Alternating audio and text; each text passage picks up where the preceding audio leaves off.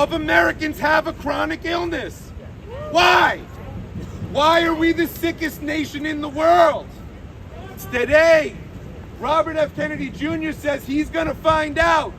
Robert F. Kennedy Jr. says it's not okay for 3/4 of our children to be sick. He's doing something while the whole establishment for 40 years has done nothing. So we are here to say thank you to Robert F. Kennedy Jr. Don't we have a little chant for that? That's right. Show me how we do that one. How do we do that one, Kev? Yes. Thank you. RFK. Thank you. A brand new day. Thank you, RFK. We're gonna make it a brand new day. Yeah. Thank you, RFK. We're gonna make it a brand new day. Thank you, RFK. Yeah. We're gonna make it a brand new day. Thank you, RFK. We're gonna make it a brand new day. Thank you, RFK. We're gonna make it a brand new day. Come on, y'all. Thank you, RFK. We're gonna make it a brand new day. Thank you, RFK.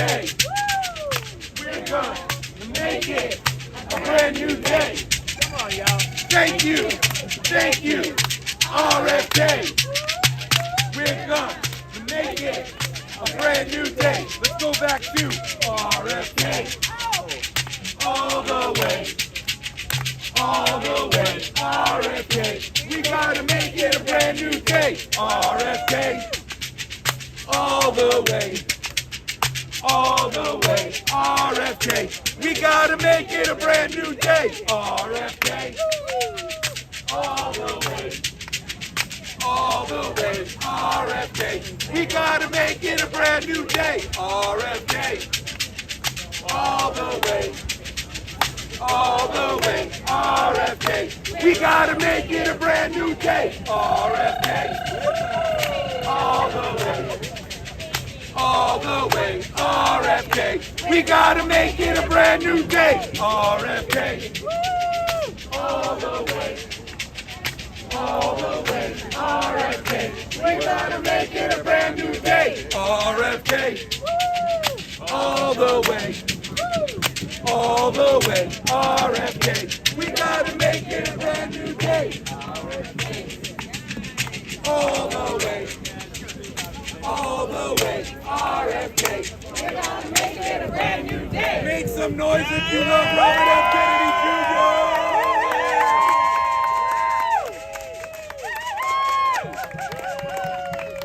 Thank you, Robert F. Kennedy Jr., for fighting for our kids.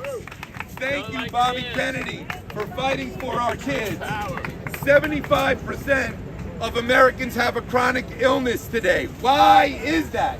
Why does nobody care? Why is it only Robert F. Kennedy Jr. who was looking for the answers? And since Trump is now looking for the answers, everyone has to say, oh no, chronic illnesses must be good. This is not a political issue. Making America healthy again is not a political issue. Keeping our kids healthy is not a political issue. Shame on those who politicize this. Shame on those who say make America healthy again is political. It is not political. Even Bernie Sanders said we need to make America healthy again. We need to protect our kids. We need to fight to find out why America is the sickest nation in the world. America is the sickest nation in the developed world. Why is that? Why are the people who are attacking Robert F. Kennedy Jr., why are they the ones who had power for 40 years, Democrat and Republican, as this nation fell into utter illness? Why is that? Thank God. Thank God for Robert F. Kennedy Jr. for asking questions.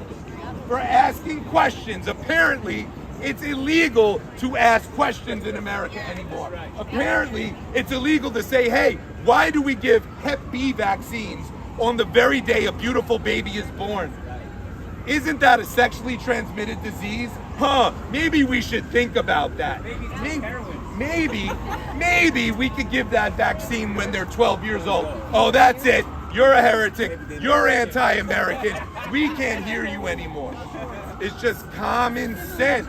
There's just a common sense conversation starting now. So we're saying thank you to Robert F. Kennedy Jr. for bringing up this conversation, for standing with the American people.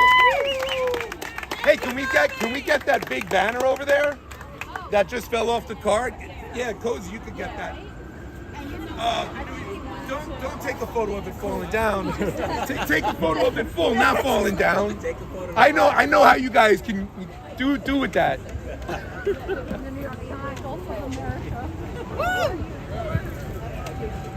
Yes. Let's hold one and you hold the other. This is you don't want to hold that one?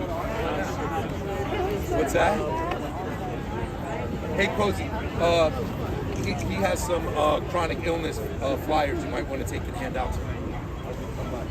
Thank you to Robert F. Kennedy Jr. Thank you for fighting for the health of Americans, for asking questions.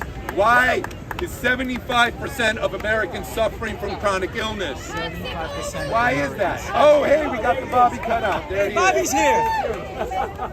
Hey, what's up, Bobby? Right.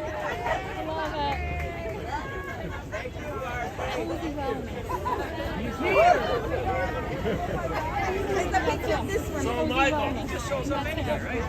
I have to disagree with you. I think these chronic illnesses, they're just a headache for which I need to take Tylenol. But some of us can't take Tylenol. I can't take Tylenol because I need to get pregnant first. Tylenol's just the beginning. We got to start somewhere. Tylenol's just the beginning.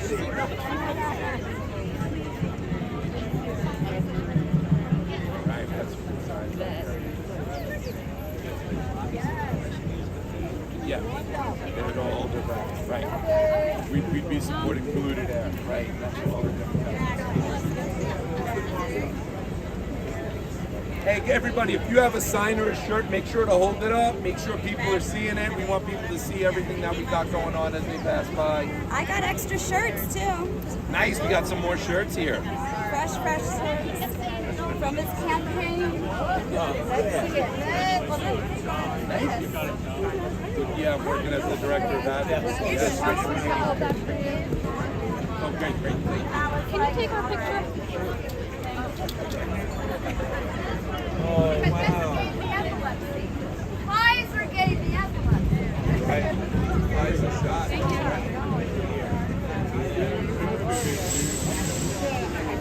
Are you live? You should get her story. That's great. In front of Pfizer. That's the Pfizer building.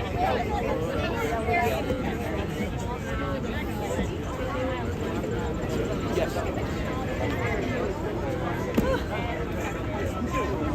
My name's Michael Payne.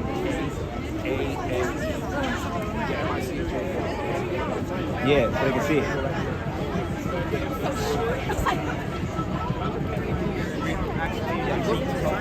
Nonprofit that was founded by and our mandate, our mission is to end the chronic.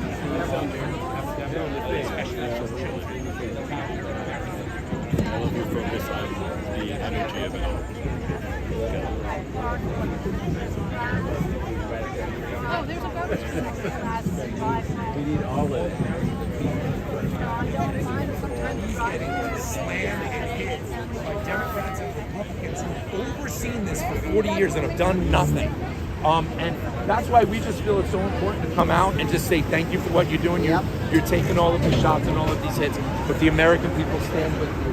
We need to find out. We need to find out what's going on. And he's the first person with the bravery to ask these questions and to push forward.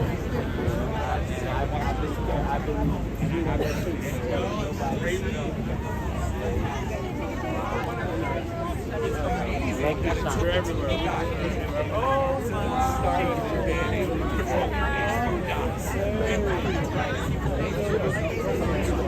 even the control opposition, they say that all the time. You never know where someone's coming from. Some people are against but they're waking people regardless. Even if someone that you know is definitely co-opted.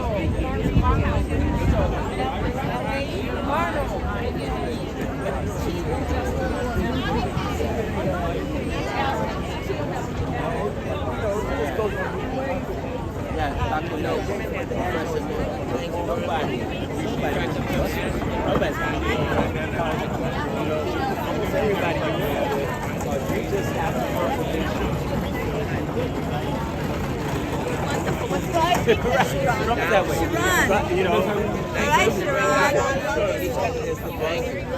Oh, that's funny. They got you from John F. Kennedy holding this.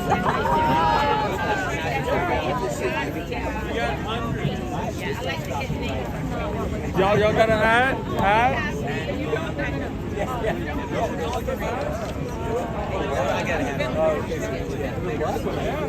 Thank you so much. This is oh sweet. I have a little collection going. I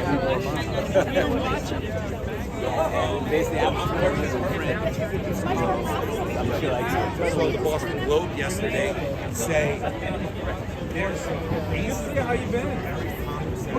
this is a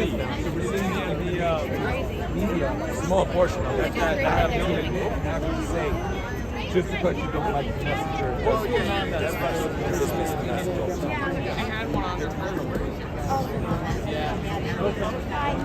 It's good to see you. Oh my goodness. Mom. Work with Tony. Yeah, work with Mama. Yeah.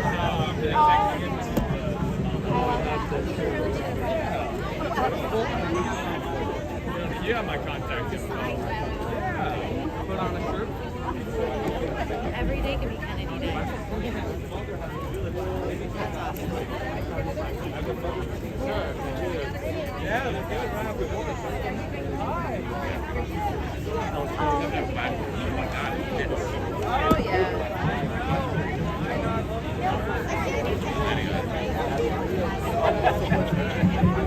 That's why. Let's get a show. Let's give it away swag. Got t-shirts and stickers over there.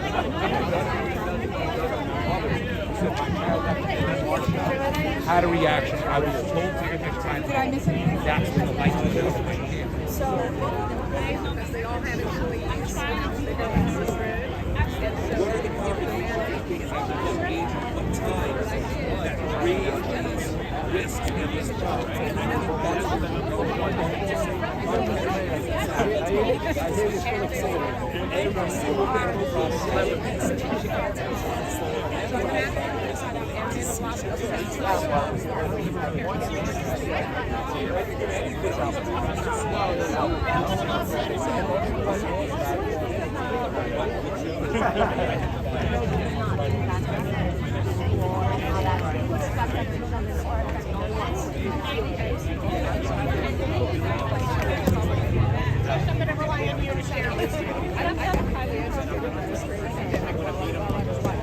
I didn't know that. And it's not necessarily doctors. Who are you with? Oh, okay.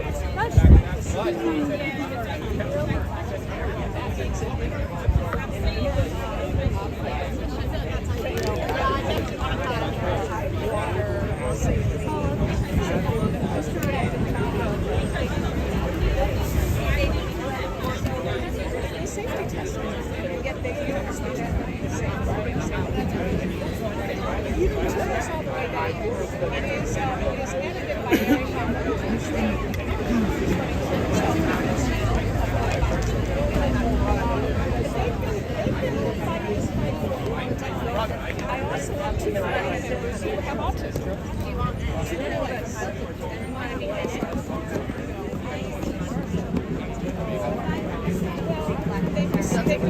they've discovered William Thompson's the one that's Can I get a picture? I would love one. My son might have to post that. Can I get on that side? This on this side. Thank you.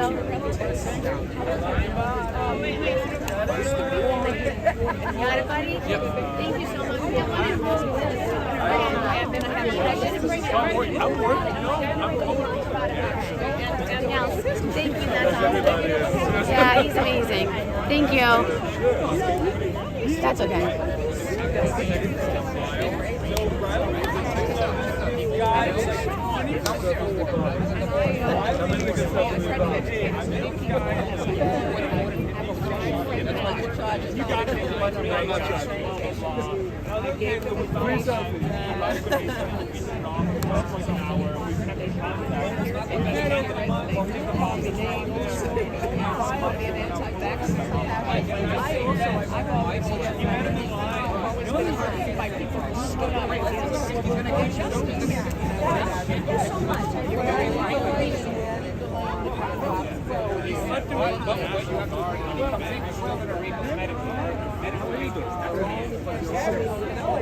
Kind of funny, actually. It has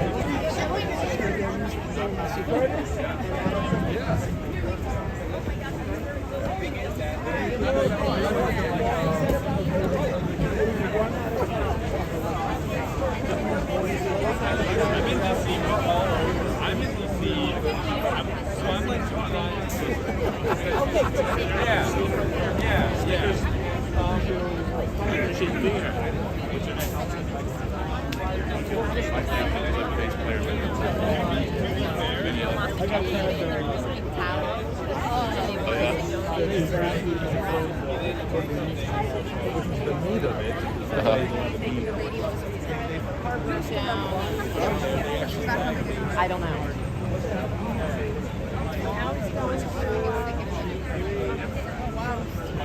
Where's the place to get these towels? We went all the way to the second grade.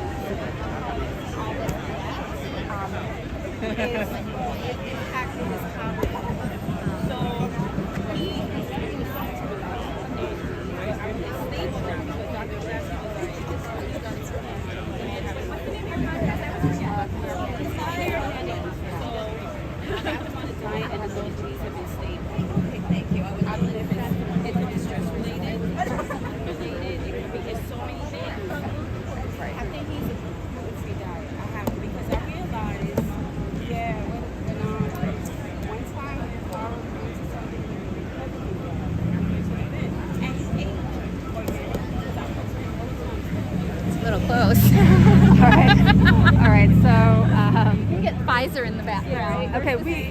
You just pointed out, and I don't know if this was. I don't think this was obvious before. We are in front of the Pfizer building in New York City, and we're here for a rally for RFK Jr. Would you like to talk about why you came out to this rally? Sure. So I'm out here. Hold it if you like. Do you want me to clip it on, or is You can just hold it or Just hold flip it. over, whatever Okay. you like. Yeah. I came out for health freedom. I'm the mother of a vaccine-injured son, and I think that a lot of the information that we've been given and that we've trusted over the years, we haven't received the full truth until now. And we've got somebody finally who is brave enough and courageous enough, who's going to stand up for families and listen to parents who have known for a very long time that something is not right with the childhood vaccine schedule and all of these other vaccines that have been pushed on us to even so your child can go to school. So my son was kicked out of school, and I'm willing to do that because I'm not gonna just take the advice of people that are being paid by the pharmaceutical companies to push things. We know this now. The truth is finally coming out, and I just want to do whatever I can to support RFK Jr. He's under tremendous pressure, and but he's willing to stand up, and I'm just grateful to be living in a time like now and to finally be able to see what the truth is, and I just am looking forward to more truth and transparency and honesty. And there's a lot of us out here because we're awake now. We know what the truth is about a lot of these shots that are being forced on especially our young people. Are there particular things that he's done so far that you're happy with, and is there things on your list that you would like to see him do in the future? So it's just so far it's been such a breath of fresh air what we're seeing coming from Health and Human Services. I was thrilled that he replaced the corrupt members of ACIP. We need to get independent people there that are willing to really talk about studies that are out there that are from people that are not being paid by the pharmaceutical industry. It's just a fact. And the information is out there now finally. So I actually listen now to the ACIP meetings and just so I can really understand more. I'm trying to educate myself more, and I think that opportunity is out there because the information is not being suppressed or buried like it has been. I think that also he has made it clear that he's listening to families, listening to parents. There's so many parents out there that have seen their children. In the case of my son, after his childhood vaccinations, his body exploded with autoimmune diseases. All of his hair fell out. He developed arthritis. He developed inflammation in his eyes. And, the childhood that he was supposed to have has been taken from him. He's still being treated for arthritis. He has to get infusions. He doesn't have a normal childhood. And there's so many families, autism families, and they have these normal kids, and they take these shots. They're listening blindly to their doctors, and all of a sudden, these terrible things start happening to their children. Disease, autism, arthritis, autoimmune diseases, and I wish that I had had this information when my son was younger, because I would have made a very, very different choice. I just didn't realize. And I think there's a lot of families like mine where we're understanding now what's really happening, and I'm just grateful for that. I'm so thankful for RFK Jr. Are there any specific things that you'd like to see him do in the future? I want, there should be no mandated shots of any kind to participate in society. I want the childhood vaccine schedule to be deleted, and it should just be up to the families and their doctors what, is in the best interest, but ultimately it's up to the parents, because when that child is hurt, when that child is injured, it's actually a huge blow to the family. It's a heartbreak that I can't even really articulate how it just rewires that child's life to be in all of these doctor's appointments and medical interventions. They don't have a normal life anymore, and that's taken from us. And so, I don't think there should be, New York is one of 4 states that does not have a religious exemption or a conscientious objection to vaccines, and that is the next thing I hope RFK Jr. will take on. I know he will. So there are a couple of things that I hear as common responses to some of the things that you're saying from people who have an opposing view. Mm-hmm. One of them is that the adverse effects that you were talking about, that you observed in your own child, are coincidental, basically, that they can't be attributed to vaccination, and that it's just a correlation, something that happened at the same time. What are your thoughts about that point of view? The fact is that I think our society has gotten used to just thinking that things just appear, but the fact is there's a root cause, and we are not looking at root causes, and I reject that because my experience and the experience of many other parents has been a very clear cause and effect. The child gets shots, and then something catastrophic happens in their health. So that is the reality, but for too long, the voices and of these parents have been suppressed and ignored and gaslighted, and you're crazy, and all these parents say this, and you just know in your heart of hearts. And in so many other ways, there is something to a mother's instinct.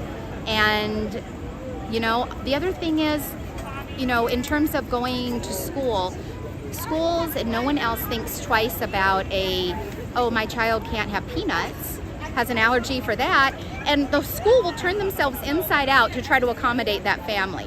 But then you suggest that there might be a problem with injecting many, many times a young child with all of these ingredients, including DNA debris, along with all of these chemicals that we know are poisonous to the body in every other situation, but for some reason we're supposed to believe that when they're in a vial given by a doctor, then they're going to be fine. It doesn't make sense. And I think that this is the other thing, like we've been told things and we've been just expected to believe these ridiculous lies that we're hearing, the same sort of, and they talk over it.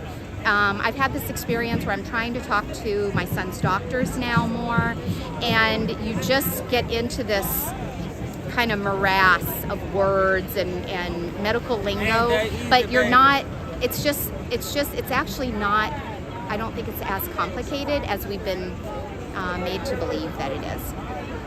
So the other major thing that I hear from the opposing viewpoint is, of course, that people say, well, if we get rid of all the mandates for children, especially in school, then we'll see a resurgence of really dangerous childhood diseases, right? Like measles, mumps, rubella, polio, all of these things. So what do you think about those concerns?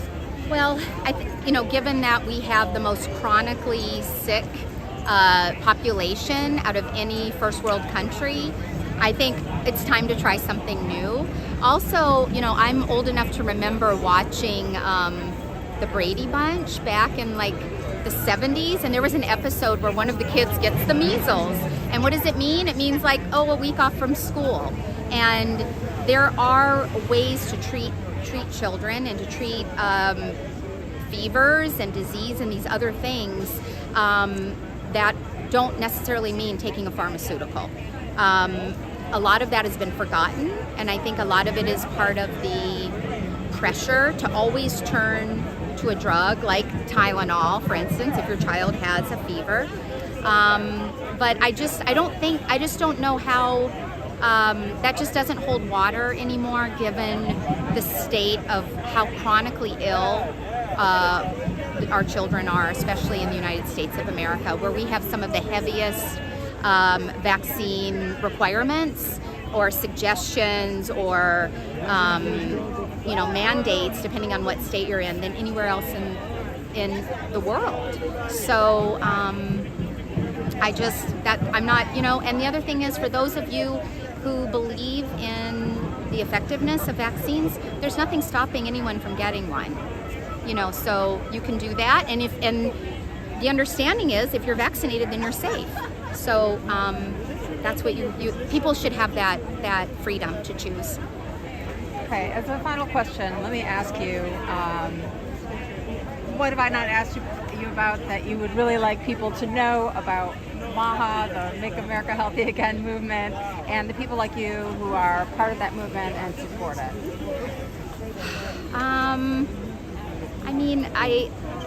I guess, I'm not sure what I haven't said already. I guess I would just encourage people to start looking at other places for information. There is a correlation between the explosion of childhood disease and the number of vaccines that are now being recommended or required from the CDC. It's just a fact. We are now also finding out some of the things about the people that worked for the FDA and the CDC and the NIH and some of the it's just, I just don't think that for a long time they really have been about public health. And I think also people are forgetting that this is America, and it's not about it's about individual rights, and that's ultimately what we're talking about here. It's not about, it's the collective versus the individual rights, and we need to remember that in America, that's what that's part of when I was growing up what it meant to be American, is to be able to make your own decisions, and you certainly should be able to make the decisions about what is being injected into your own body. So I don't know. I really struggle sometimes understanding how anyone cannot understand that, because it's really just a lot of common sense in my view. And if you really take a look at what is happening around our country with regard to chronic disease. Sorry. Well, thank you very much. You're for welcome. talking with You're me. welcome.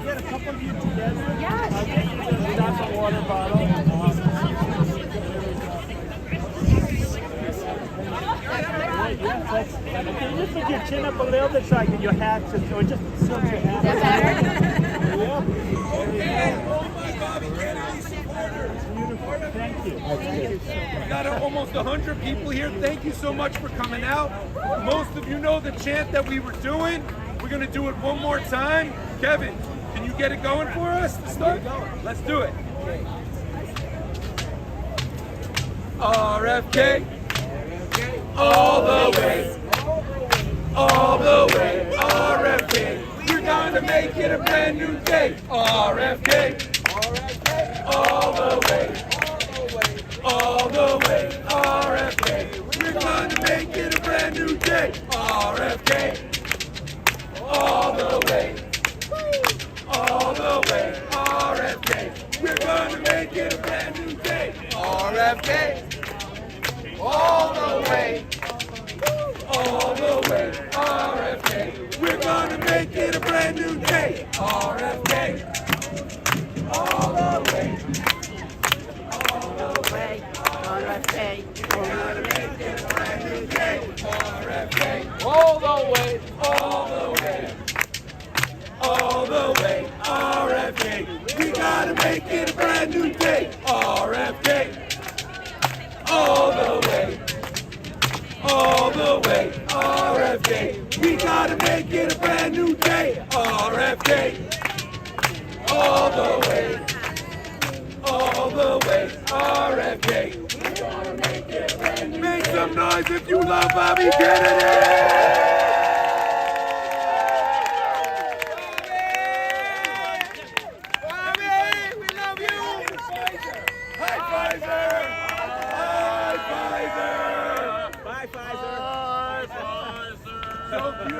That's why we're here.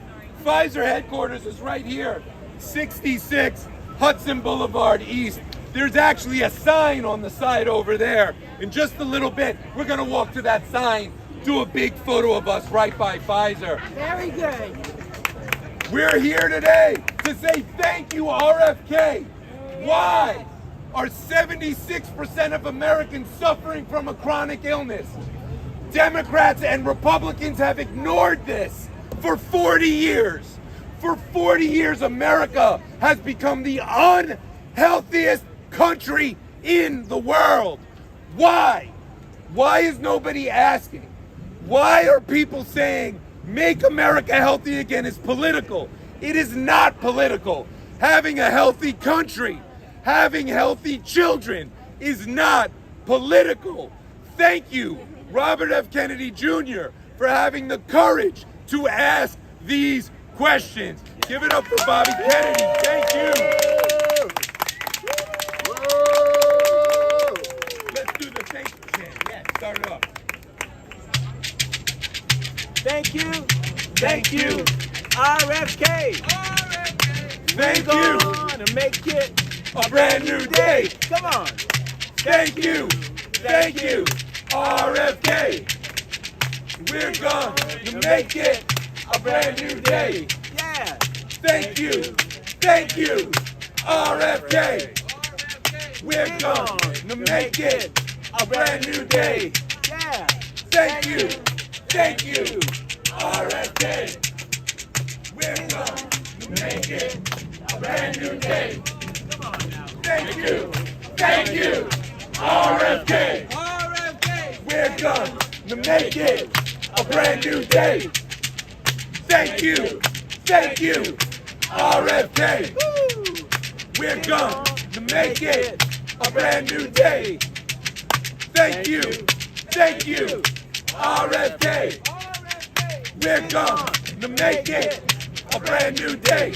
Everybody say thank you. Thank you. RFK. We're gonna make it a brand new day. Thank you. Thank you. RFK. We're gonna make it a brand new day. Make some noise for Bobby Kennedy.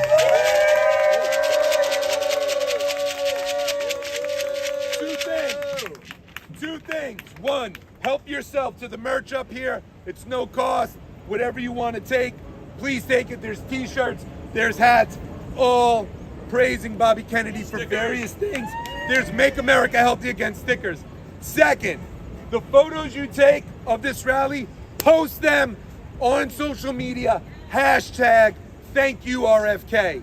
Hashtag thank you RFK. And tag Children's Health Defense, especially on X, especially on Twitter. We have over 30 rallies happening across the country. We're gonna be having these photos going up. It's really important that we flood this out here. Last thing, let's cross the street now, that way, and take a big photo in front of Pfizer. There's a Pfizer sign right over there. Let's go walk over there and take one last group photo, okay? Let's do that. And take swag, take swag, take swag, take the stuff. I've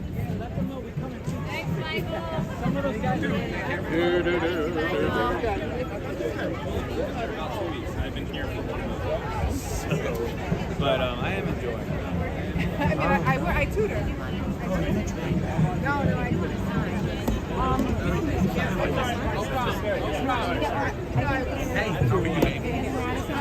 Thanks for covering. Thanks for covering.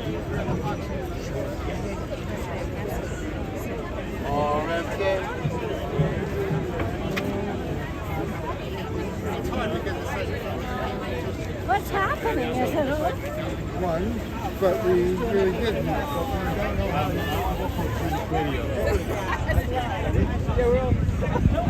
One more. Y yo creo que de latina. Yo creo que de latina. ¿Tú no eres? Soy puertorriqueño. I'm probably am. Everybody thinks I'm all the Is it casting a shadow? No, they think I'm Dominican. No. Thank you very much. Un poquito. That goes to show I like that. Go big tree, yeah. That's a lot of time.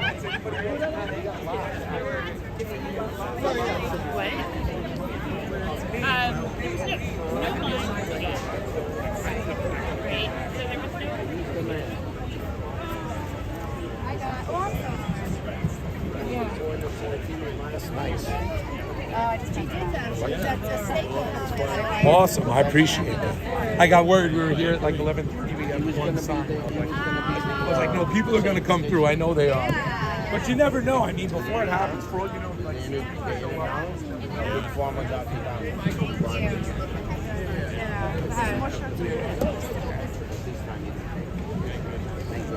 Like the green ones out here. Okay, guys, we're gonna cross the street. We're gonna cross the street. We're gonna walk about 200 feet. The Pfizer sign is on this building, and we'll do the photo next to Pfizer. Go this way. We're gonna go this way. Oh yeah, please go. All right, so we're coming this way for the Pfizer photo. We're coming this way for the Pfizer photo. Thank you, officer. There's a good chance this might be it for us. Oh, always, always. We've been doing this a long time. We love you guys. We love security. We love NYPD for sure.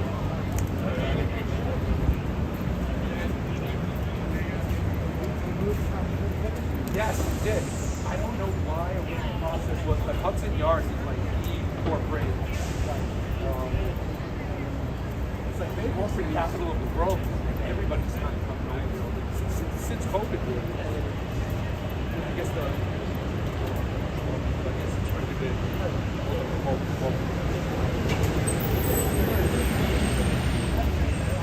There it is. That's the sign you got.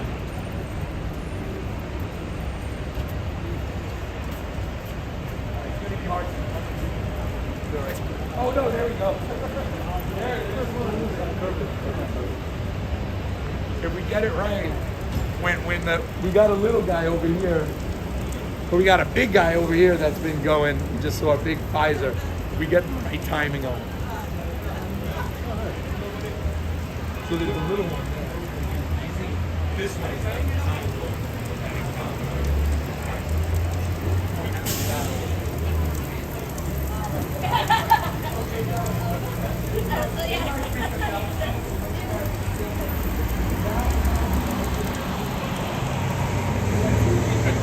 Let's come over here. Let's come over here and try and do it here. Come on over here. Eventually a big Pfizer sign comes there. There's also that sign. There is. Quick, gather. We should probably get behind this window so we can get a better shot.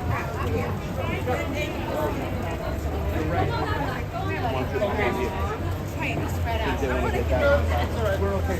The photos, Amy, that's where photographers should be. Because when the Pfizer sign comes, you should get it really good. All right, guys, come this way. Hey, photographers should be over there. We should face this way. So the Pfizer sign comes. I'm not sure what he says.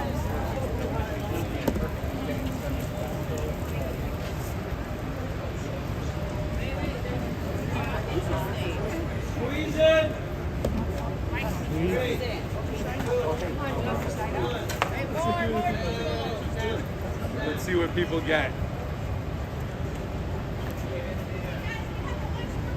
Wait, more people coming. Get in there. So you want to help? You need help? Yeah. Let me help. Oh, I don't want to get.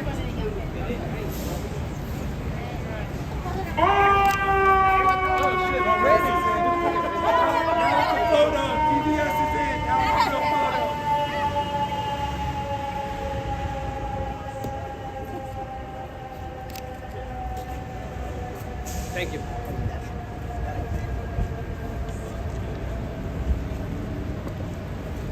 Oh, there's the logo. Go for it. Get those photos. Get those photos. Thank you, Bobby. Thank you, Bobby.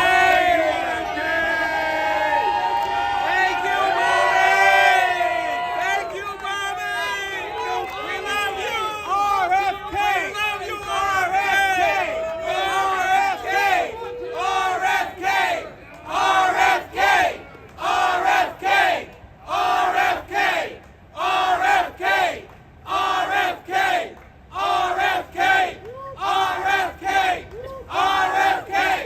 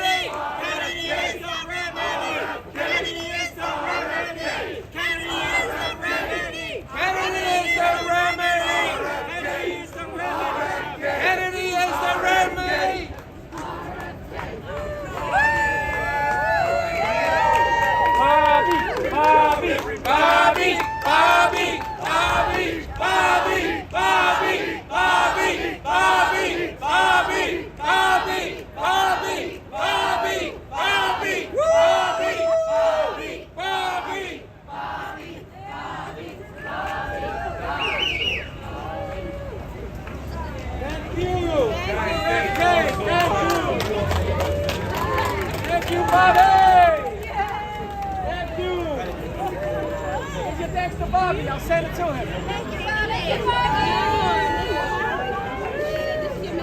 No, this is my dear friend, and this is her son, Steve. Nice to meet you. This is right beside me. Carla. Write it down.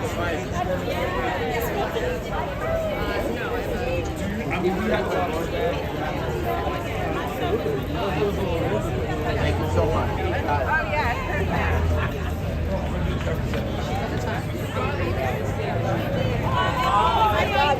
How are you? I just see you.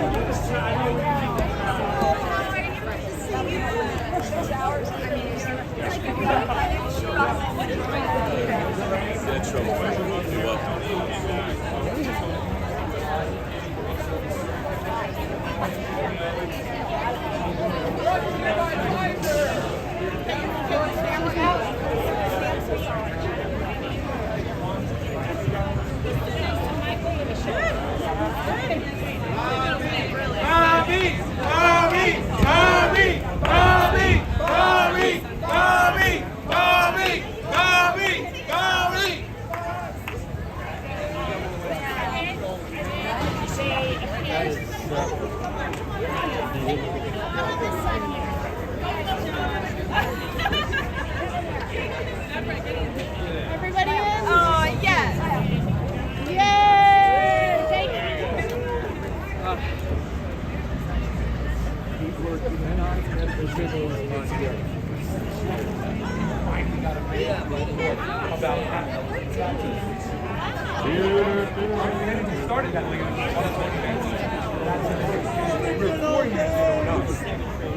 If we get relief in a year or two, that's quick. So we, but CHD Children's Health Defense is dedicated to staying with the litigation for fired workers for as long as they can. I know I'm in the conversations where there's a bunch of backup cases coming. Here's the oddest thing in these things. We'll talk crazy, we'll talk. The most popular member of the company in the station. So, like, and that when you see that, and then you're trying to go to the Supreme Court, that has an impact. So, no, the new administration helps us, especially for the Supreme Court. In New York State, maybe it hurts us for state cases, but for federal cases, it helps us. The mood has shifted drastically in our direction, drastically. So I'm optimistic. It's just I don't know what the time's at.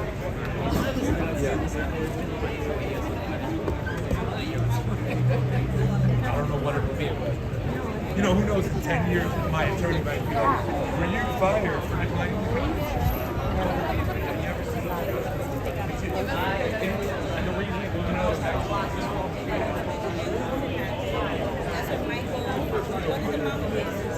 Got it. All right.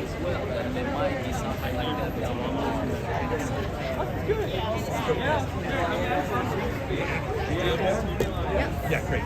Take this. Oh yeah. Should I clip it or just hold it or? Whatever you want. I know. I think it's gonna. I think in like another 20 minutes, I think it's gonna wrap up. Should I just hold it? Once again, Mike, thanks a lot for everything. Thanks so much for being here.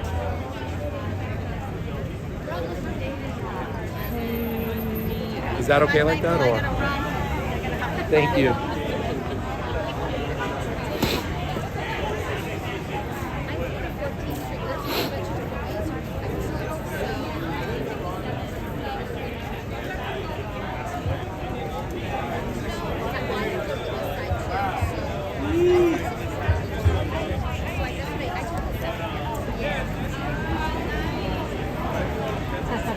A new one. All right, I'm here with Michael Kane. We are in front of the Pfizer headquarters. International headquarters. Yes, it Pfizer is. International headquarters in New York City. We just came from the rally for RFK Jr. You were leading that rally. Tell everybody, first of all, for people who don't know you, I think some people watching will know you well, but for people who don't know you, tell us about yourself and tell us about this event. Yeah, my name's Michael Kane. I was a New York City special education teacher for 14 years. I was fired for not getting the COVID shot, and that led to me leading a group called Teachers for Choice, also leading rallies, lawsuits all across New York State. We have a case right now, Kane versus de Blasio, that's filing for a cert petition at the Supreme Court. We'll see if it gets accepted. But also currently, I'm the director of advocacy at Children's Health Defense. That's the organization founded by Robert F. Kennedy Jr. And just a couple of weeks ago, I mean, we saw Bobby Kennedy's under attack. Secretary Kennedy, heading Health and Human Services, is under attack from Democrats, from Republicans. It's coming from multiple directions. And it was actually Greg Glazier, who heads Physicians for Informed Consent, who started a campaign that CHD picked up called Thank You RFK. Hashtag Thank You RFK. So that started a couple of weeks ago. And then we realized the attacks were just building up. And we said, we got to get in the streets, say Thank You RFK in mass. So we have over 30 cities across the country right now that are out just like us here with signs, with literature to hand out, educating people, and just saying thank you to the Secretary of Health and Human Services for sticking up for the health of Americans, for sticking up for the health of children. Over the past 40 years, we've seen the health of America completely decimated and decline. And these Democrats and Republicans have the nerve to attack Bobby Kennedy for saying we need to do something different, while they oversaw the demise of the greatest nation in the world. So it personally offends me, and a lot of us as well too. So we want to make sure that New York and the country and the world knows we support Robert F. Kennedy Jr. So we came out here to say thank you, RFK, and it was a great event. About 100 people came out at the peak. Kevin Nathaniel and the Spirit Drummers are here. That's one of the things that makes the New York City rally so unique, is that we sing, we get some rhythms going. It's always great to have Kevin out. And we had a good time and took some photos right in front of Pfizer's headquarters here with a bunch of us. So we educated some people, we showed our support, we had some fun. Give me the greatest hits for you in terms of what RFK Jr. has done so far that you were hoping to see. What are the most important accomplishments that you see him having made at this point? He fired every single member of ACIP. That is the committee that makes recommendations for the CDC vaccine schedule that then basically get picked up throughout the entire nation. He put people on that are willing to question the dogma of the vaccine schedule. The vaccine schedule is essentially like a piece of religious doctrine to most people. And Bobby was saying, no, we're going to bring scientists and doctors who might support it, might not, but we're going to debate. We're going to look at data and we're going to find out. One of the things they did is the MMRV shot now cannot be given to anyone under 4 years old. That's measles, mumps, rubella, varicella, chickenpox. That shot, there is data that shows massive adverse events that happen after receiving it. They are now talking about breaking up the MMR so you can get it in single doses. It doesn't exist now. You can only get a triple shot, measles, mumps, rubella, in one shot right now. They used to sell it as a single dose decades ago, and they ended that for financial reasons, not health reasons. And there's an ongoing dialogue now about ending the Hep B shot on day one of birth. Hep B is a sexually transmitted disease. Day one old babies do not need that vaccine. And the fact that they haven't had this conversation yet is actually horrific. So some of these things are just common sense, right? I know there's a lot of people in our movement saying he hasn't done enough. Well, we need to start at a certain point.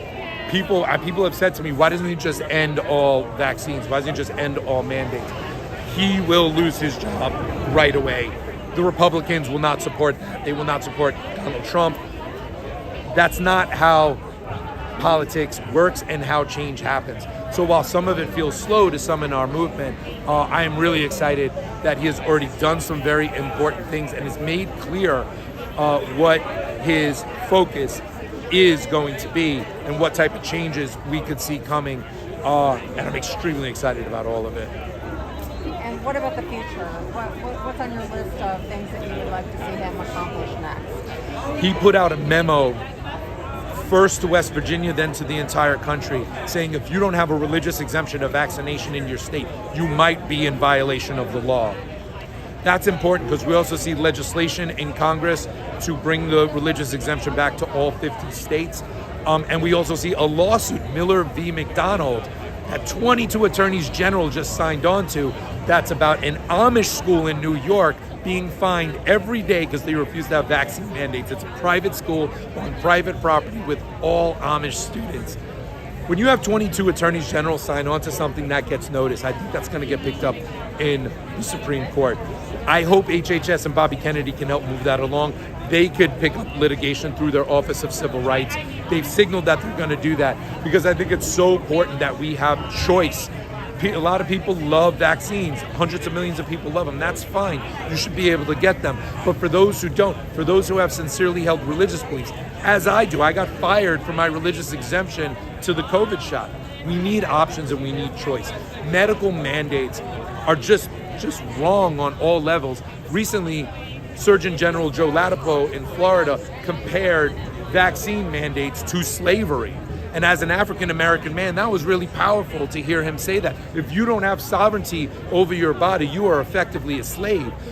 So that's one of the number one things that I hope is coming, not only from Bobby Kennedy, but from a national conversation too that I see developing. And I see that it is definitely changing. The idea of choice is not as sacrilege as it was just a few years ago.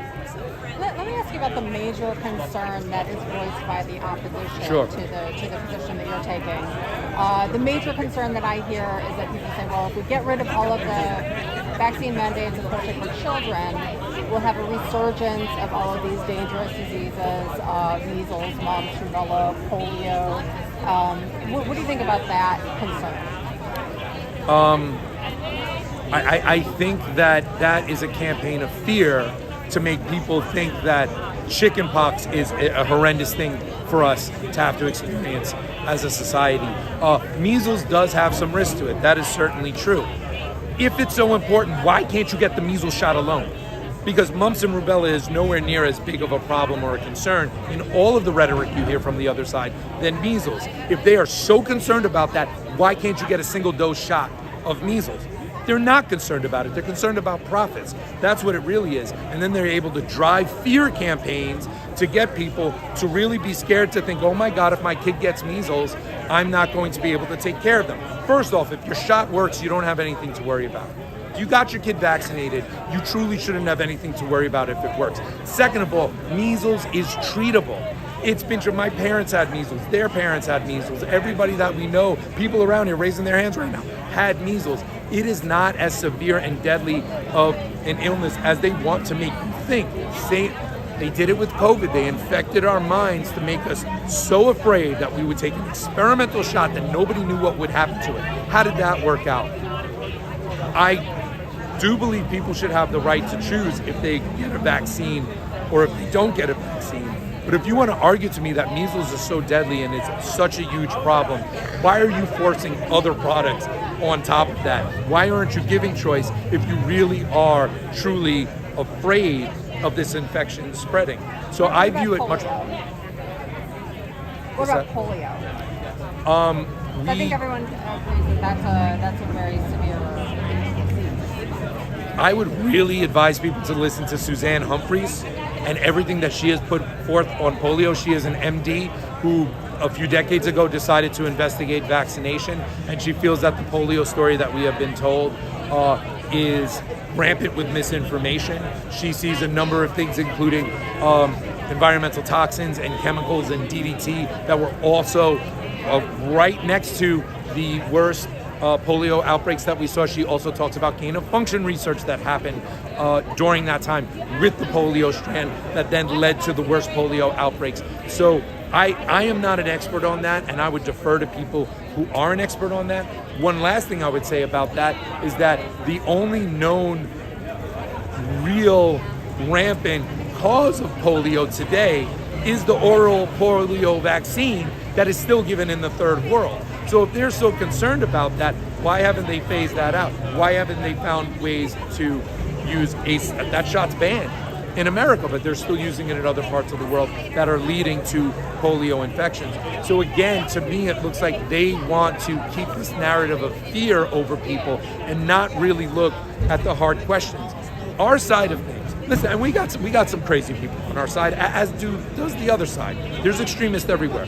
But on our side of things, the rational people are willing to have these debates and talk openly and honestly and come up with rational solutions that can respect public health and choice, because you can do that. But the extremists want to act like, no, once there's choice, we're dead. We can't live as a society. That's false. That's a false narrative that they're putting forth that is pushed and funded by Big Pharma. All right. I just want to ask you one more question because I hear your voice. You've been speaking and leading the crowd. But let me just ask you about the grassroots MAHA movement, because that's something that you're part of, you're very in touch with, and it is really the Make America Healthy Again movement is really a grassroots movement. So what are you hearing from the grassroots? Yeah, no, that's great. How they feel about the moment that we're in? So I would say a month or two ago, it was a very divided community. There was a big section of our community that said, Bobby's not doing enough. RFK, as Secretary of Health and Human Services, isn't doing enough. He's selling us out. He's, whatever things people were saying. But then he fired Susan Minares in the CDC. And that was a real unifying moment. I never liked Susan Minares as CDC pick. She was a compromise pick. Remember, he wanted Dave Weldon. Dave Weldon was a former Republican congressman and an MD who has challenged the CDC on the floor of Congress for decades. They couldn't even get a vote on Dave Weldon because the Republicans signaled we're not voting for him. So 1 hour before, maybe even 15 minutes before Dave Weldon was set for a Senate confirmation hearing, Trump pulled the plug on it. They settled on Minares. She was the acting director. She was a compromise candidate.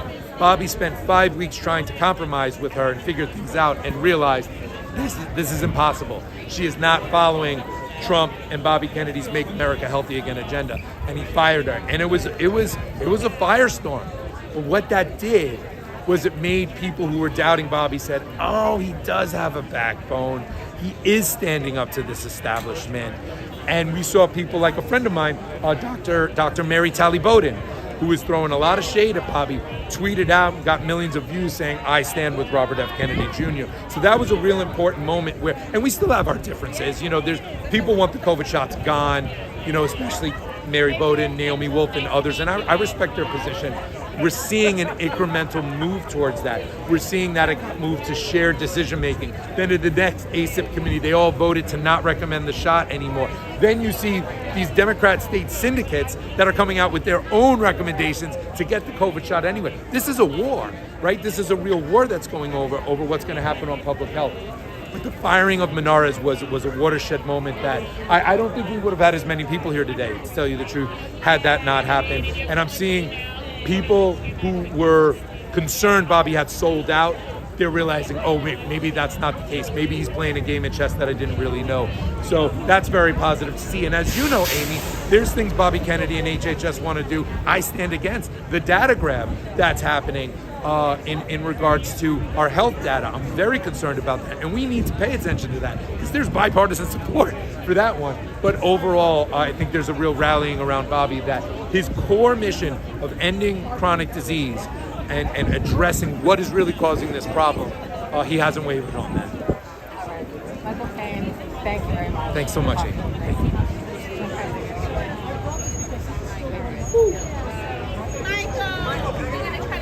This was a great day. It was. No place like it. It was like the whole time. Hi, who are you with? So I'm live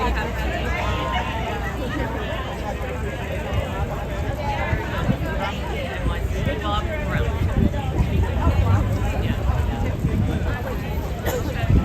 I wanted to say around the vaccine. I don't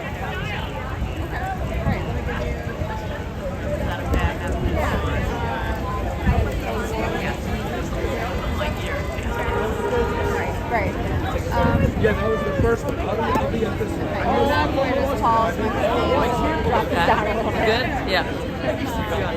Hi, I'm Dr. Maureen Moore. I'm a chiropractor and nutritionist. I am so grateful that Bobby Kennedy is doing what he does. So, shining a light on something that should have happened years ago. I also thank him on a personal note because I used to kayak in the Hudson River off of Inwood and I got very sick. I was in ICU in Jacoby Hospital. he cleaned up the river. So another personal thank you. As part of River Keepers. Yes, 100%. So, you know what I mean? I'm grateful on a lot of levels. But right now, today is about looking at what vaccines are doing, what the big pharma is doing, and no one has had the strength to go against them until Bobby, and, you know, total regard to his dad. Rest in peace. Thank you. Yeah. Have you been? Did you vote for him? Were you an original RFK Jr. supporter during the elections? How long have you been part of the mob? Oh, part of the whole vaccine thing forever. Yeah, like I've never been. I'm not vaccinated, and I'm proud of that. But I made it clear to everybody, anybody, you know, who knew me. I told them I'm not. You know, if you want me to wear a mask, I will. But it's not. I'm. You know, I don't know. I don't want to be unscientific, but I'm like, why put it in your body? You know, if you can defend yourself more naturally, you know. So, you know, it was tough. It was a tough undergoing. It's not judging anybody who did or didn't. Nobody knew, but it went against, you know. So I'm just grateful that finally the light's being put on and we're looking to protect our children. Let me ask you, because you have seen a lot of things over the years to do with vaccines and the illnesses that they are meant to address. So this is one thing that I've asked a couple of people. How do you respond to what I think is the major critique from the other point of view on this, the other side of this argument, which is that if you get rid of mandates, not just for the COVID vaccine, but especially for childhood diseases, if you get rid of the vaccine mandates for schools, then we'll see a resurgence of diseases. And you probably have seen those diseases before, you know, when they were prevalent. You know, diseases like polio and measles, and then you've also seen the development of the vaccine schedule and all of that. So what are your thoughts about the two sides of this argument and what you make of all of that? There are two sides. There definitely are two sides. And I don't argue that it should be based on science, but I don't know if there's time for this, but I remember going cross country, like back a long time ago, and you see like a row. We did stop, myself and girlfriend stopped at a cemetery, and you see a row of, you know, terrible, like 5 and 6 year olds, and then like for 1 year, and then nothing. It was like a pandemic that the body, like with COVID, you know, the virus does not benefit from a dead host. So it mutates, become more contagious and less lethal. Thank God.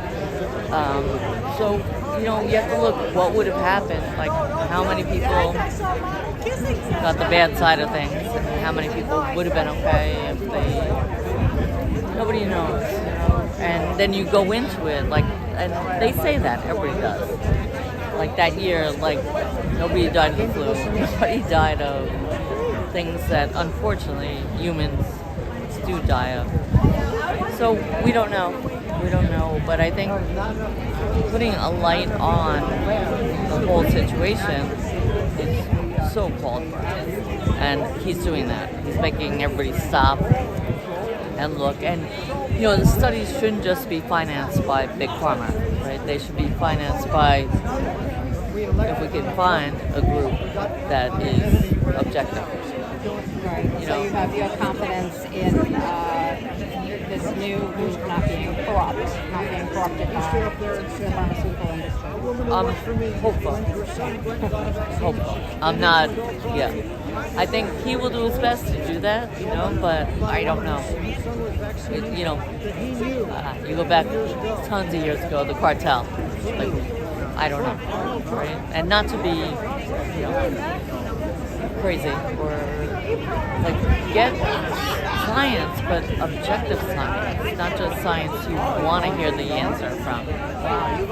Right? So thank you for being here and for covering. Yeah. Thanks for talking. I know. I gotta take my door. Oh, I'm sorry. In Ireland, it's saying PG, please God.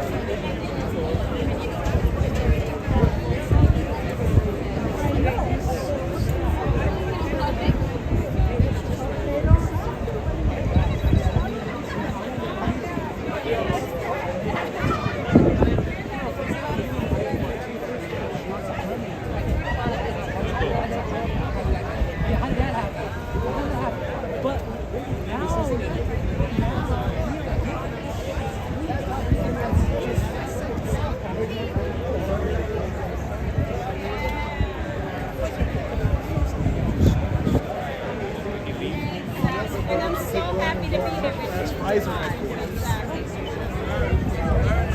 Yes. So much waste. Right, no. I agree with you. Waste. I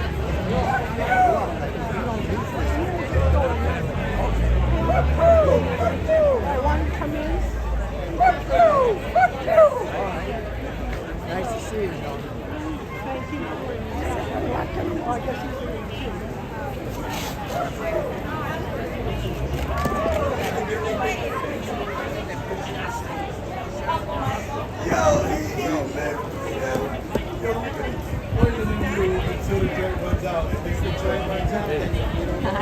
And it doesn't work anymore. So we're here. We did all Oh, we it's could. the.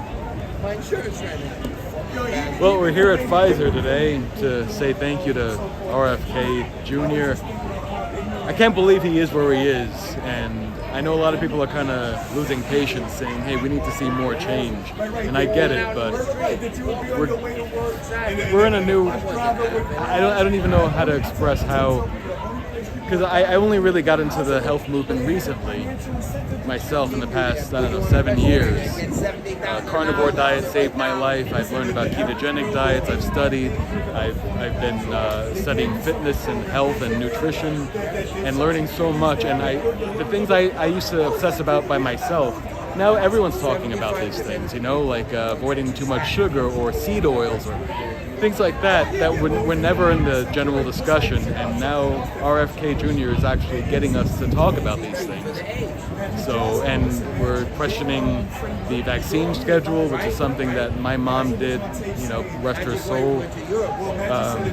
She passed away a few years ago, but I know that she avoided jabbing me up when I was a baby, and I'm grateful to this day for that, of course. And just excited to see Americans truly get healthy again, or healthier, because we're being attacked on every level, starting at our bodies, but our not just that, our spirits, our energy, our emotions. Everything is being attacked, mentally, physically, and energetically. And I think that we're about to see a huge change, and it's starting. It's like steering a huge ship. Some of the changes take a lot of time to kick in, but it's all there. It's all happening. And like Alex Jones says, he gets a lot of things right too. So yeah, just excited to see what happens next. Are there any big things that you're hoping to see happen next with the administration? When I think about politics too much, I start to get black-pilled. But I think that I'd like to see just more. I feel like they're incrementally taking steps toward everything from maybe eliminating the vaccine schedule altogether. I hope maybe is their aspiration, but another is ending the income tax, things like that. Just anything that expands our autonomy and reduces the influence of government in our daily lives, because they're there to support our liberty, not to even shape it. We are an experiment in self-governance, and I feel that that's finally actually manifesting in ways that we really, like I said, it's step by step, and there have been many different faults along the way, mistakes, atrocities, but we're getting closer, I think. And so I think that the administration is taking some really good steps. Some steps I question, but we just have to keep applying the pressure and being the change. We are the people really causing this change, because we know even if this administration doesn't get the pushback that it needs from us, it's going to go the wrong way. And I know that you're kind of here as media yourself. If people want to hear more from you, do you want to say where they can find you? Oh, sure, thanks. MichaelAnthony.video, and also NewYawk.com. NUYAWK. New York. I forgot we were live. I feel like we're just doing but yeah, thanks for talking. Thanks for always being here. We're always doing these things. We're always working together around each other, but we don't always get to talk to each other. So yeah. It's so important. This is the foundation for everything. Without our health, we have nothing. Thank you.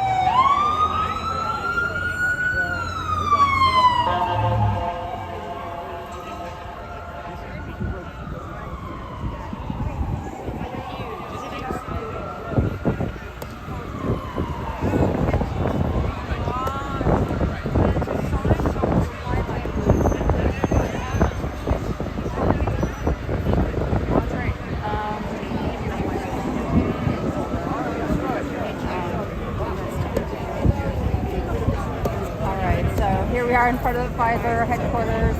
Why did you come out to the rally in support of RFK Jr. today? So I came out today because a few years ago during COVID, I was fired as a nurse for not taking the COVID-19 vaccine, and it opened up my eyes to the whole vaccine industry and everything that's been going on. I started following Bobby Kennedy at that point, and he opened my eyes to a long history of what's been happening with the pharmaceutical companies, and I feel like him in this position is a godsend, and I really love the job that he's doing, and he's doing everything that he said that he was going to do. I really appreciate it. I didn't hear what you said at the very beginning. Did you? What was your experience with the COVID vaccine? I was fired for not taking the COVID vaccine. I couldn't work in New York for 2 years as a nurse. As a nurse. Yeah, so I had to go and do travel nursing, and that's opened my eyes up to the whole vaccine thing. And Bobby Kennedy, I didn't know much about him prior to that. Then I found out about Children's Health Defense, and I started doing some more research, and it opened up my eyes to a lot that's been going on in the healthcare industry. What is the situation now for people in healthcare, for nurses in the state of New York and in New York City in terms of mandates? Right. So depending on the hospital you work at, some of them don't even ask. Some of them give an exemption. It's all dependent, I feel, on the hospital right now. Okay. Yeah. So the city and state requirements are gone, but there are still individual health systems that are mandating. I think most of them are turning away. I don't know for sure, but when I look at a job description, some of them will still say COVID-19 vaccine required. So it's right now I feel like it's dependent on the institution. But you've been able to find enough places that offer work that you can. There's not a problem for you anymore. Right. Yeah. Did you have to move out of the state before? So I did travel nursing for 2 years, and I would come back and forth. I went to Florida and Pennsylvania. Thankfully, they allowed me to work there, and then I came back to work here in New York. But my family stayed here while I did the travel nursing. It was a back and forth thing for 2 years. It sounds like a difficult period. Yes. For your family. Yes.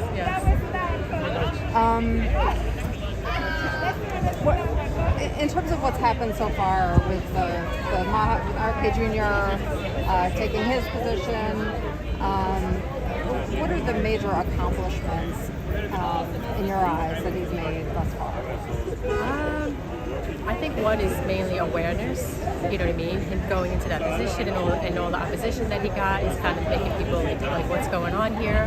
And then like this what they just announced on Monday. I think it's also great to be in Trump's ear and telling him certain things and being a resource for him. And then what the announcement on Monday was like, just I couldn't believe it. It was like, finally we're getting it, saying it out loud. There's research backing it up, real science, and I think that's been like a huge accomplishment.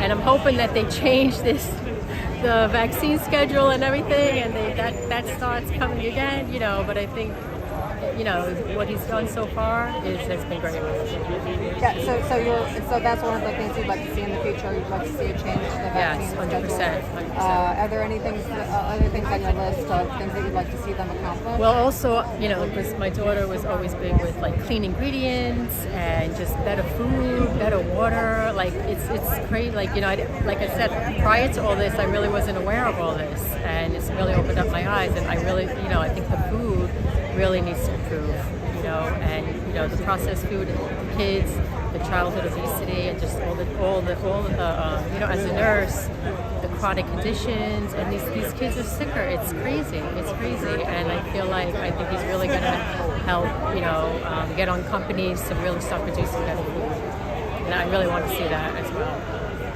Were you affected in terms of your schooling or any other activities when there were mandates in place here? Luckily, I was not affected with school. I was in high school at the time. Aside from having to wear a mask for basically 2 years into high school, as far as the vaccines went, I was all right. Definitely some activities I feel were a little limited. Yeah. It was hard because I felt like I couldn't go many places for a little bit in the city because you needed a vaccine to go. But even in high school, she wasn't able to join any clubs or sports for the first year. Yeah. Due to she didn't have the COVID vaccine. Yeah. She was a starting freshman in high school, and that was a city thing. I don't think it mattered on the school. It was a city thing that they implemented. Couldn't join a club or be in sports. So that was kind of. I know that a lot of people who had a similar experience, who lost their jobs under the COVID-19 vaccine mandates that we had here in New York City and also the state mandates, have hoped for some kind of action from this administration now that RFK Jr. is part of the administration. They have hoped that there would be, because there are still people who never got their jobs back. We're not able to go back to work, who are still in court with the city. And the city is continuing, even when they win cases against the city for being fired under that mandate and not having their exemption requests reviewed or approved as appropriate. Even when they win those cases, the city is continuing to appeal them. I know that a lot of those people have hoped for some kind of action or support from the top, from Washington. What are your feelings about that? So my heart breaks for the New York City workers, because at least for me, the teachers and the firemen, I was able to go and do travel nursing. I know that wasn't possible for them, and I know there's been so many lives devastated from this. And I really, I think it's been slow moving. I'm sure we would have liked to see it all happen sooner, but I really want the administration to step in and because you're right, they won the court cases, and it's just been delay after delay after delay. It's enough of the delays. I want the administration to step in. Whether it's going to go to the Supreme Court, I don't know, but they need help to have this ruled in their favor, and just enough. They need their jobs back. They need back pay. I believe 100%. And that, they lost their seniority. It's crazy, and you don't want to go back and be the low man on the totem pole. You want to go back to where your position was, your back pay, your seniority, your status in the union. And I'm hoping it's been slow, and I'm hoping soon it's going to turn for them. But I do. That's one thing I do want to definitely say from this administration. And I know a lot of them supported this administration in hopes of that. And that's one thing that needs, I know they have so much going on, but I think that's a really important. Well, as a final question, is there anything that either of you, people out there who maybe are not very involved with the MAHA movement or don't know much about it, what would you like other New Yorkers and other Americans to know about the Make America Healthy Again movement that you're part of, and what you'd like to see going forward? I think the main thing is everyone has to do their own research. Don't rely on the mainstream media. Don't rely on us telling you have to go and do your own research. There's so much out there now, and now it's not censored as it was, and that's the main thing. You can't just listen to people. You go and do your own research. The research is there, and it's overwhelming. Yeah, keep an open mind, and I think that Bobby has our best interests in mind, and we need to remember that. And I hope to see a lot of positivity in the future. I just talk with people, no more of this fighting. The infighting has to stop. We gotta love each other. Thank you. Yeah, thank you so much. Thank you. What's your saying on Wednesday? It's cozy as proven. Right. Vindicated. That was so nasty. I was thinking about it. And it wasn't just that he did. I almost never sit on the stage either, unless I'm in. It wasn't just that he did one poll. He did several polls, lovingly. Lovingly coded several polls. I like to beat the shit out of it. Was he hired by a politician? What are you guys still doing here? For what? What's still going on? Oh shit, I'm supposed to be at Pfizer report. All right. I want to go home.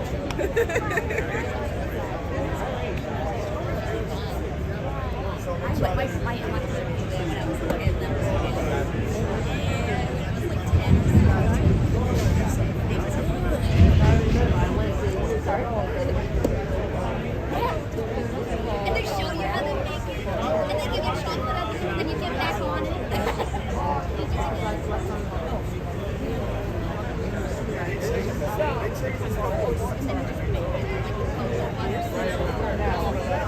That was the best ride.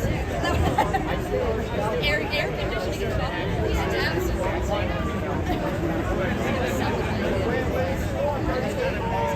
Absolutely. How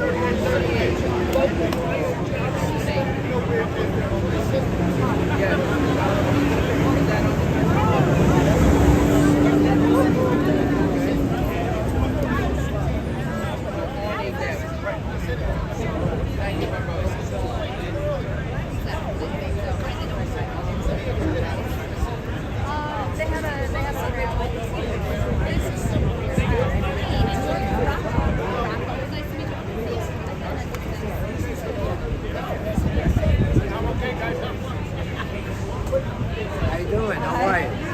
Am I in camera? No, I don't want. I'm very shy.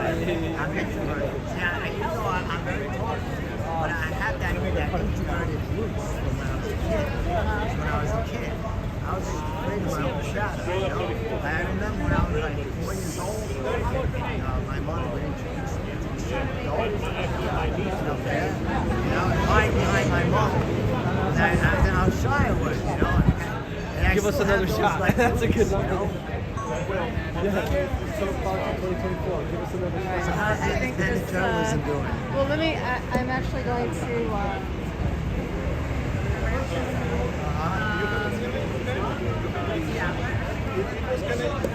All right. Nice to see you.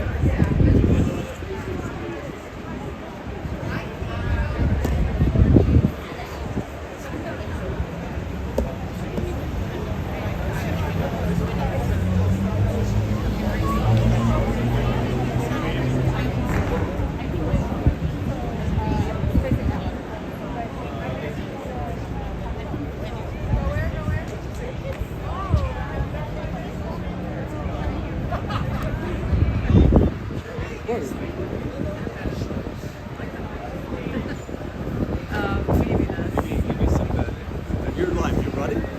Yeah. Okay. Whoops. Did I just move my?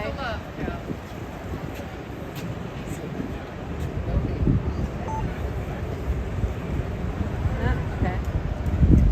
There we are. Okay, so yes, we are just dispersing here. I think the crowd is kind of dispersing after the rally in support of RFK Jr. We're in front of the Pfizer headquarters. Why did you come out to the rally?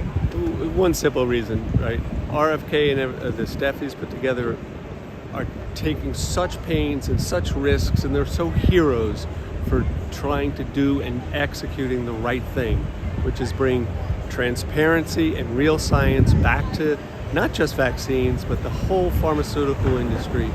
And they're not doing it for money. They're not doing it for board seats. Their careers are over if they're not successful. And the least we can do is say thank you and make sure that he knows there's thousands and millions of people who love the fact that he's willing to do this.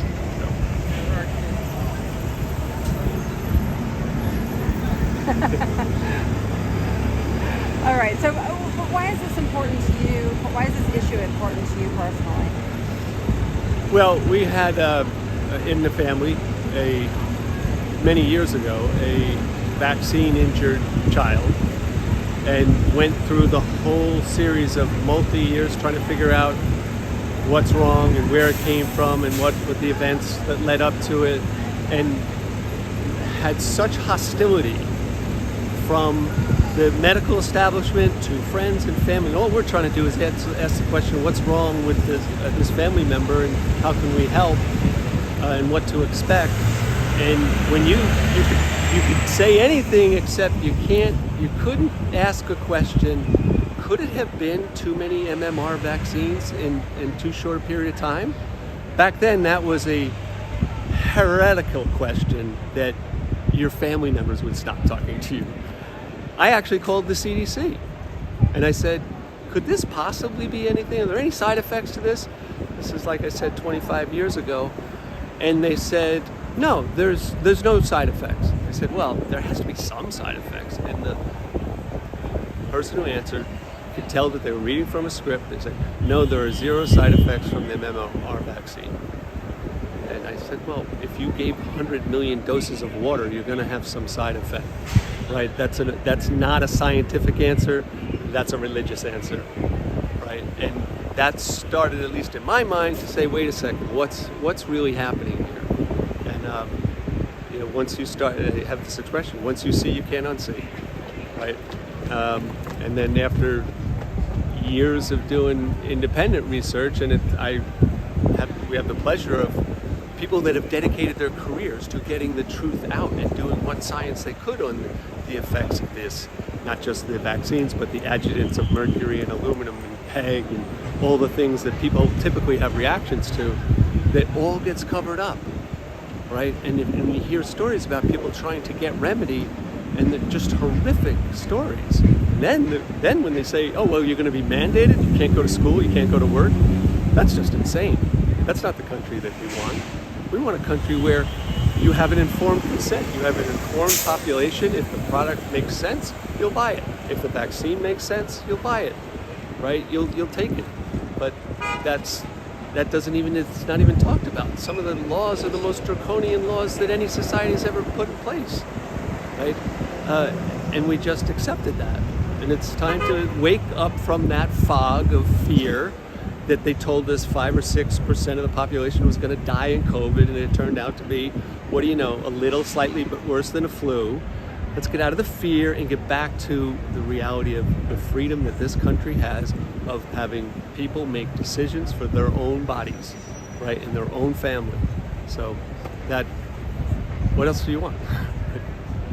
Okay, so let me ask you about the main argument that I think is made against that, which is that people say, well, we'll see if we get rid of all of the mandates, including for children, we'll see a resurgence of diseases, of childhood diseases that are terrible for children. Right. So peel that back, right? We have 72, in New York, 72 vaccines on the childhood schedule, right? Many of those, almost all of those, are non-sterilizing vaccines. What does that mean? That means that it will not prevent you from either getting or transmitting the disease. Once you don't have that's not a vaccine, that's a therapy. It's your choice. But if you can't stop, then you've lost the moral argument. Now if you go to a vaccine like in the original chickenpox, where it has a 50%, or the flu, it has a 30%, well, you're not stopping a pandemic in that. Right? There's only very few instances where you could actually make a moral case that it's good for the whole. But the industry has taken that bad math and applied it to every vaccine, and even in fact will just change the definition of a vaccine so that it fits into that category of mandates. Why the mandates? Because obviously it's economically good for them, and also I get permanent immunity once it's on the childhood vaccine schedule, right? So now you see this ramp up and this interest in vaccines for, quote, vaccines for everything, for non-deadly childhood illnesses. For people who don't know what you're referring to when you're talking about immunity, can you explain what you're talking about? Sure. You're talking about legal. We're talking about legal. Immunity, legal. Right? Is that what you mean? That's what I mean. That's right. When I talked about the companies.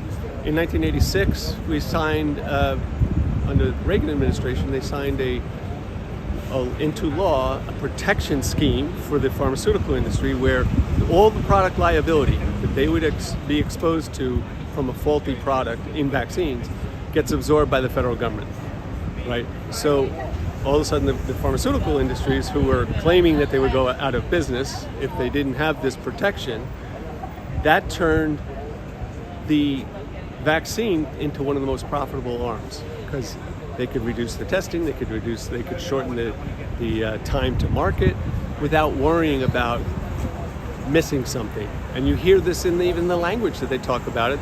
They talk about vaccines as we'll know as soon as we release it. Then we'll see what the results of the vaccine are. Well, that's backwards science. That's not, but it's a lot more economical. So that protection of immunity is all keyed on it being on the childhood vaccination schedule, right? So there's this relentless pressure. Kids now 4 years old, 3 years old, have to be vaccinated in New York City to go to school from the flu, right? Kids never had flu vaccines for your kid because the flu is not a dangerous disease for a child, right? It's not a sterilizing vaccine, so you're not protecting grandma, right? So the whole house of cards of why you need so many vaccines. That's not everybody wants a good vaccine. They want a safe, effective, real vaccine that doesn't have side effects and actually works. But we're now in this world because of the protections and the money. Look at the COVID vaccine. There's solid math on both sides that it actually didn't save anybody net. Like if you net it out, and the harms certainly outweighed the benefits, right? But we don't even talk about that, right?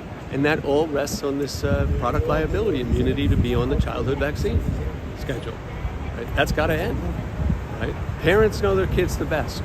How many stories we hear about people who couldn't go to school, they didn't want to take the vaccine, but they had to, or they had a prior reaction out of an earlier dose, and they had to take it again, even when the doctor's saying, no, you shouldn't take it because you have an adverse reaction, right? The school, in some cases, has the right to override the healthcare worker at the school or the city.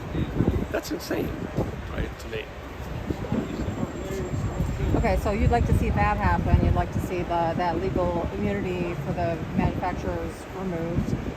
What else would you like to see from? Well, I think mandates have to go. Mandates, there is, like I said, the burden of proof should be on the manufacturer to make a case for any mandate, and that's got to be obviously safe and effective, much better than we do now. It's an actual sterilizing vaccine against a deadly disease, and that they accept the liability, right? That you could make. But if it's not a deadly disease, and you don't have a sterilizing vaccine, and it's not 100% effective or 98% effective, you have no moral case. So all mandates lose their moral compass when you're telling somebody what to do. We don't accept it in any other form of life, right? But we accept this all because of this original lie that you're protecting the herd, right? That might be true in smallpox. You'd have to really dig into some of the numbers, but it's certainly not true on almost all the vaccines that are pumped out, right? And why we're here thanking Robert F. Kennedy Jr. is he's the one guy who came along and said, you know what, we're going to look at the science here. We're going to look at the math. We're going to look at the data, right? And give some transparency to it. Were you yourself affected by the mandates that we had here in New York City for the COVID-19 vaccine? Well, not from a job point of view, but I think everybody was affected. I was affected when I walked into a restaurant and was told no. I did not get a passport. I think that is so like unholy. I'm going to walk around with a passport to prove what medicines I've taken. I don't. So I refused to do that. So there were instances where I couldn't go places. You couldn't do this without a proof of the vaccine. But I think to me this is a red line for people. People have to stand up for it. If you don't stand up for this, right? What are you standing up for? If they can lock you out of a place, if they can tell you what you can't do, if they can tell you where you can't go, if they can tell you can or can't work, because you didn't X something, and that turns out that thing was actually potentially harmful and didn't actually live up to what we said it was going to do. Well, if you're willing to accept that, you're probably willing to accept almost anything, right? So I think this is a red line in this red line issue, right? So. Okay. Any other questions? As a final word, sure. What do you think for people who don't know much about the MAHA movement, who are maybe just hearing about this stuff from you for the first time? What do you want them to know about this? Because it is a grassroots movement. Sure. Yeah. Sure. And what I would say to everybody who doesn't know about MAHA, stop listening to what any publication, including me, don't listen to me what I say. Don't listen to the New York Times. Don't listen to MSNBC, because they will convince you, like they've convinced everybody, including myself, that, oh, RFK is just part of this radical anti-vax fringe of crazies. No, just stop listening to it. Just ask yourself the question, does this make sense?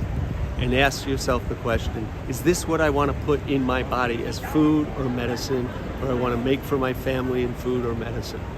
Just ask yourself that. And ask yourself, the fundamental question: who benefits when I do this action, right? If I take this drug instead of this remedy, who's the real winner? Is that actually better for me? And the beauty of what we have now is all of this stuff is so easy. When 25 years ago, trying to get information was nearly impossible, but now it's all available. It's all out in the open. It's all on the net. There's people who have studied everything. So just do a little more homework, right? And that's what I love about the MAHA movement. It's just grassroots of people who have done some homework for themselves, primarily. And then, once you do that, then you want to share it, right? So you see this coalition of people coming together and saying, hey, we stopped listening to the Madison Avenue and the mainstream marketing machines, and we started talking to each other again about what works, right? And what kind of food we should eat.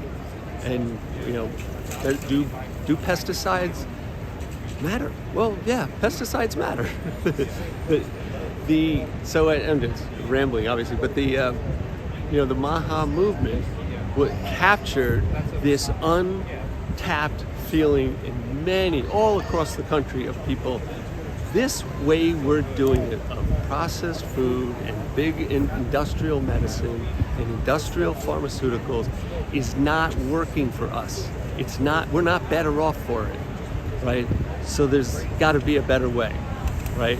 And when you peel back the onion about, well, how did it get here? Then you realize, okay, you have this NIH-funded system that sucks all the dollars into pharma. There's no research into effectively any other avenue except of a new patentable pharma. Okay, so here's something. Well, why don't we just change the patent rules, right? To provide incentive for people to provide natural alternatives, to test and research and clinically evaluate alternative research that may not have these side effects. That should be just as profitable for Pfizer as anything else they do. But we've created this system where the only way they make money is to crowd out any other therapy and get the one that they can have a patent on and charge a lot of money. I'm not opposed to them making money. I want to provide the incentive for them to try to figure out how I could take vitamin D, for example. If that's safe, they should be able to make good money on selling me safe, American-made, U.S. pharmaceutical grade vitamin D that I could just buy and not worry about, is this some clone or some heavy metal place from overseas that doesn't care just because it had to compete at the cheapest rate, and you have to do your own research to do your own vitamin D, right? That should be a profitable arm for an American company, and we can have that. I think that's what the MAHA movement is doing, is crystallizing every one of the 1,000 ideas of that go against the main way that pharmaceutical companies and medicine want you to behave, and start to bring that to light and make it available, make it educational. Because there's always a balance between regulation and not wanting people to be caught up in snake oil, right? And, you know, whipsaw it on every solution to the most heinous diseases that somebody's had put on a YouTube short, no offense, right? We shouldn't be wanting to get our medicine and our advice, medical advice from YouTube. There's got to be a better way. And one of the ways is to incent the people the bioscience researchers, to start taking a more holistic view of what constitutes good medicine, and not just this expensive, patentable, exclusive drug that I can then market and sell, right? That's a bad business model. It's a bad business. It's maybe good for the pharmaceutical company, but it's a terrible business model for the country, right?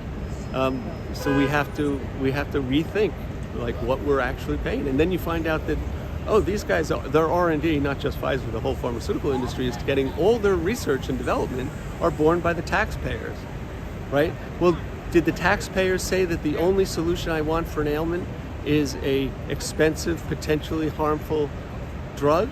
Or does the taxpayer want the research to go to what's the best answer to prevent me from getting sick and to help me if I do, right? It's a different view of the world, and we have to help these companies get in line with changing a different worldview, right? Like what do they say? The average American over 65 has 12 pills a day, right? nobody even researches the interaction of those 12 pills, never mind the overall chronic solution, right?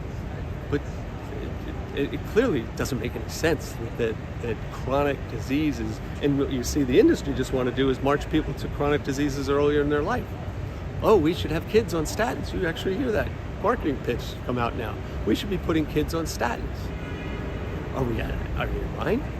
Your 4-year-old, 6-year-old, 8-year-old is going to be on statin because somebody's decided to rejigger what good or bad cholesterol levels are, right? That's not a root cause science. That's marketing science, right? So if high cholesterol is so bad, well, why aren't we researching deeply, well, what causes a body to be out of balance on its cholesterol level? Because all your cholesterol is made. Why are we not spending all the dollars figuring out if you're at an extremely elevated cholesterol levels and that's dangerous? To me, that's a big if. But if that were, why aren't we researching all the money to say, how do I get you back in balance? No, all the money goes to the next version of a statin drug, right? And they leave it up to you to figure out the quote side effects, right? That's an insane model. The model's got to change, right?